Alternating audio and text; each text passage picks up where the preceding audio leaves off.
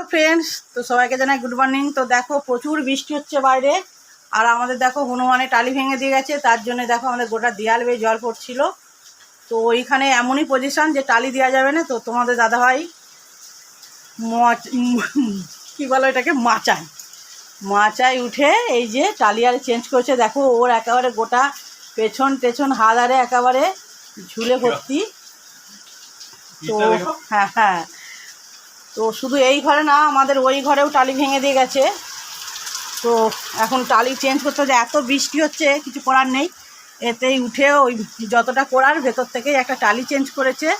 আর এক কোণে দেখো তো একটা চিক দিয়েছে, ওখানে টালি দেওয়া তো সম্ভব নয়, ওখানে চিকটা দিয়ে দিয়েছে। এবার যতক্ষণ না বৃষ্টি থামবে, শুকনো হবে, রোদ বেরোবে, ততক্ষণ কিছু করা যাবে না। তো রোদ বেরোলে আবার বাইরে থেকে করতে হবে। তো প্রচুর বৃষ্টি হচ্ছে, যার জন্য আমাদের এইরকম অবস্থা।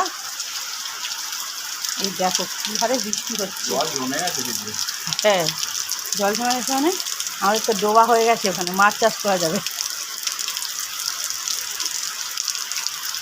এই দেখো প্রচুর বৃষ্টি হচ্ছে, যার জন্য আমাদের ঘরে তো বর্ষা শুরু হয়ে গেছে। আর তোমাদের দাদা ভাইকে একেবারে বুলেট করে ফেলেছে হাত পাড়ে। গেঞ্জিটা ছেড়ে ফেলে।